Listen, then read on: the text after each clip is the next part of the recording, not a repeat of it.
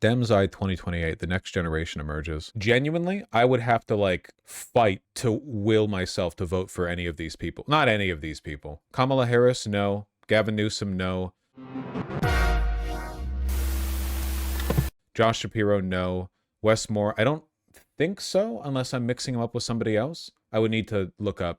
Yeah. Bashir, no. Whitmer, no. Pritzker, yeah, I'd vote for him. Tim Walz, not really applicable. He's literally leaving politics. I don't know why he's listed here. He's too weak, no. Spanberger, no. Cory Booker, no. Mark Kelly, no. Ruben Gallego, don't know enough about him. I feel like I recognize him, though. So do I know more about him than I think? Maybe not. John Ossoff, yeah. Alyssa Slotkin, no. Klobuchar, no. AOC, not likely, but yeah, I guess I'd vote for her. Seth Moulton, no. Pete Buttigieg, no. Gina Raimondo, don't know enough. Rahm Emanuel, absolutely the fuck not. Jesus Christ. Gallego, Zionist? Okay, so like basically no to everyone, yeah. What's wrong with Mark Kelly? Zionist. Gallego was on Bill Maher? Yes! Yes, yes, yes, yes, yes. Why no Bashir? Zionist. That's gotta be my answer for like all of them, by the way. Gallego? Gallego. Is Pritzker not a Zionist? I mean, I think he does the liberal Zionism bit, but he's not as bad as most of the other people here, for sure. Gallego's known for some transphobia. Yeah, dude, Bashir was on Politico literally earlier today saying that Israel didn't commit a genocide. That just I knew I'd seen that motherfucker on Today. Some of your fellow Democrats have called Israel's actions in Gaza genocide. Do you agree with that? Yeah, that's becoming one of those new litmus tests that we said we would never do as a party again. It's trying. I'm sorry. Are you trying to cancel me? Are you trying to cancel me for being Adolf Hitler and for loving killing people? To throw out a word, and are you going to raise your hand or are you not going to? I understand that Israel was hit with a terrorist attack, the likes of which it had never seen. Hey, I wonder if he's against or in favor of litmus tests, if it's supporting Hamas. I just wonder if it's a consistent position that he has. If somebody said they were pro-Hamas during a debate, would he also be like, well, all right, well, we're not doing litmus tests, so let's just move past that? You think he would? And it has been through a lot.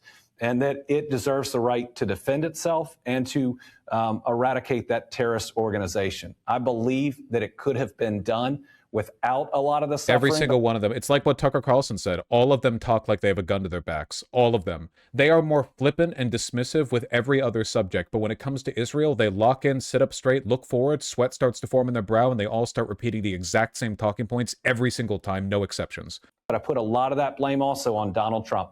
If he'd have said, we are coming in and we are bringing food and aid and you're going to make sure that we're safe, it would have happened. But given that, I mean, they always frame the question as fellow Dems calling it a genocide and not every major international human rights org calling it a genocide. Wonder why? Yeah, it's really interesting. It's interesting how willing they are to break from an international consensus on this, you know? Back to the AIPAC question. Should Democrats be taking money from AIPAC? Pritzker used to be on AIPAC's board, and Ossoff has taken almost $2 million from J Street. I mean, if you want me to like take that position, then sure. You know what? I wouldn't vote for them either. What do you want from me? Okay. I didn't want to just say no to everyone. I think that's up to each and every Democrat. Oh, really? Oh, okay. Keep in mind, AIPAC has given money to J6 supporting election result deniers on the Republican Party. Like, if you can't even criticize fucking AIPAC, Jesus Christ. And they can own who they take money from or who they don't. In the end, I think people need to be clear about their stance on these issues. And for me, it's one where I believe that we need a future with an ally in Israel, but we need decision makers there. Pritzker's become anti-AIPAC in his defense, which shows he's movable. Yeah, but he might just be a J Street guy now, and J Street's just AIPAC. There's no such thing as liberal Zionism.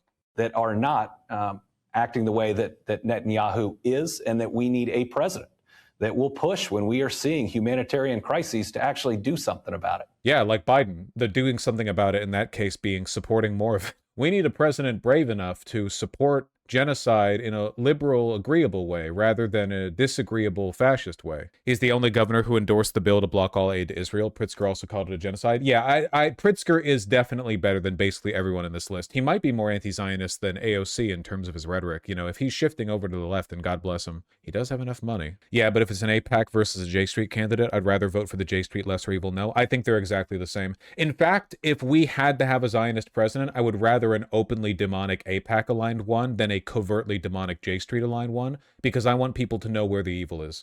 I am shifting now to a position of like the real harm is people losing faith in democracy. So it is better for the future of the republic that people be able to understand where the evil comes from.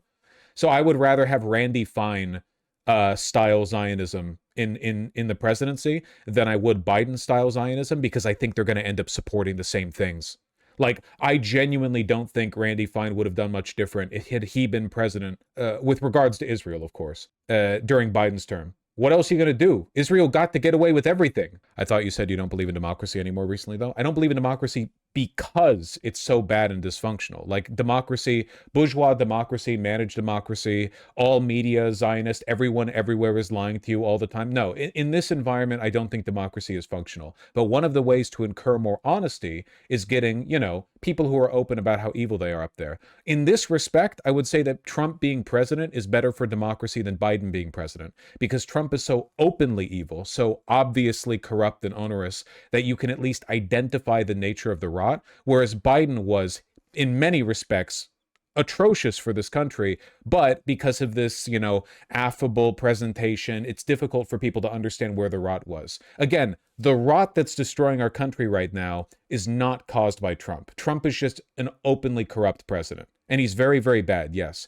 But the underlying forces that are destroying this country are the product of a bipartisan consensus that Democrats have historically been better at defending than Republicans, That's why every time a Republican is president, the Democrats go, "You fucking idiots. I could have done a better job doing what you're doing." They don't oppose what the Republicans are doing necessarily. They oppose the competency with which they're doing it. That's why so many Democrats say stuff like, "Well, Obama managed to deport more people than you, Trump, and he did it quieter too." Okay, all right.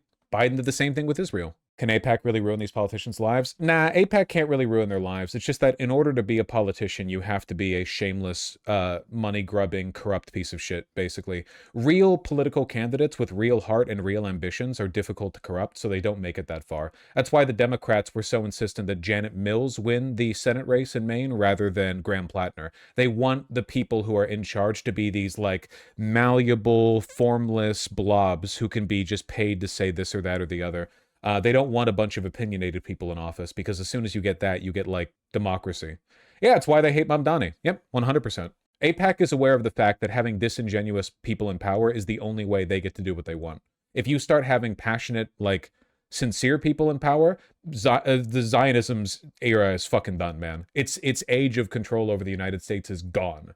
The moment you get a functioning democracy, that shit is done. It's out the window. What's the bare minimum a Dem candidate has to say in Israel to be viable? I don't know, man. It's pretty malleable. And the circumstances change and might change in the future, too. I don't know. I'm not a wizard. Pritzker has been the only Dem openly talking about prosecuting all Trump admin officials. God bless him. I don't know why he called it Project 2029, though. Just saying no military aid. I don't even care if they're Zionists, just no aid. I mean, at this point, like, I would start demanding fucking loyalty oaths. Okay. Listen, in the same way that Congress keeps putting forward virtue signal bills, like, I support the state of Israel, it's anti-Semitic to criticize Israel, put forward a bill, I support America over all other nations, including Israel. Specifically name Israel in the bill. I just want to see who'd vote against it. It should be the easiest, it should be a 100% pass. I am loyal and support, first and foremost, the United States. You are literally an elected official representing the United States. This should be a 1-to-1. I have a feeling a lot of politicians would take an issue with this, just because they're so terrified of breaking with the, the perception of loyalty. You literally swear an oath of office? Yeah, you do. And I don't know. I just like to see how many of them take issue with it. I guarantee you that at least a couple of politicians would call it anti-Semitic to say that they are loyal first and foremost to the United States. It's getting pretty damn bad here. I do hate Israel. Sorry. I had nothing to say except for that. Don't they already have to take an oath that says that? Yeah, but I just, like, if you're an elected official representing the United States, I feel like the statement, I am loyal to and support America first and foremost over all other countries, should be a very easy one. By the way, if you can force members of Congress to sign on to a virtue signal bill that is, or not bill, but like a memorandum that essentially just says, like, I support Israel, why can't you do that for America? Or why can't you do it for opposing Israel? You can do it for opposing Iran. Why can't you do it for opposing Israel? I support America over Israel. America is a better country than Israel. I am loyal to America over Israel. Guarantee you some people are going to lose their fucking minds. Mostly Christian Zionists. Lose their fucking minds. Ossoff was one of the 27 senators who voted against arms sales to Israel and the only Jewish person on the list of potential presidential candidates. He gave a bare minimum speech about it. Yeah, well, I mean, I am more positive to Ossoff than I am towards many of the other people here. AOC, Ossoff, and Pritzker are the three that I'm the least negative towards. Pritzker is Jewish? Jesus Christ, everyone's Jewish. Oh my fucking God. Mamdani's Jewish, I hear, from that one rabbi. AOC is Jewish. I don't know. When Fetterman went out with the Israeli flag draped over his shoulder, a sane country would have booted him out of government. Yeah, or that one dipshit who wore a fucking fake IDF uniform to Congress. Brian Mast, yeah. Wasn't that Randy Fine? Randy Fine could never fit his fat, disgusting belly into a military uniform of any nationality. No, it was Brian Mast. How does Rahm Emanuel, part of the next generation? He's freaking old. It is kind of funny they put him at the end, too. You know, he looks like a fucking demon ghoul next to everyone else here. Mark Kelly is so funny to look at. Keebler Elfas. What are Bashir's negatives? We literally just saw him be servile to the state of Israel. We just looked at this. Remember how that one Republican senator broke a Marine's arm to prove how much he loves Israel? Yep. Gotta jump in there and really prove it. Generally good on trans rights in Kentucky, mind you, but still a Zionist. I'm almost reaching the point of being a single issue voter when it comes to Zionism. I think it's symptomatic of basically every underlying element of corruption and systematic decline in the United States. Like it is the litmus test. Like Bashir is correct on that one, you know? You can have a bunch of idiosyncrasies and like bad positions in other directions, but your position on Zionism, like there is an almost perfect overlap between the Dems' affinity for Zionism and their complete inability to do anything about the Republicans or fix this country. It's like a signpost for weakness and complicity to the capital class. Symptomatic, not symptomatic. Yeah. Symptomatic. Yeah. Crazy how all Trump's cabinet are universally known, but no one remembers Biden's cabinet. Dude, history is not going to remember Biden at all. In the future, you know what people will say of Biden's presidency? They'll say, wait, another president served in between Trump? This will be known as the Trump era. Biden will be a footnote. No one will know or care. What would you talk about during Biden's presidency? Because the most historically relevant thing that he did was mismanage the Gaza genocide. Everything else will be nothing. And the couple billion he diverted towards infrastructural funding, whatever. Are the bridges not still falling apart? He'll be remembered as a brief and meaningless interruption in the Trump era.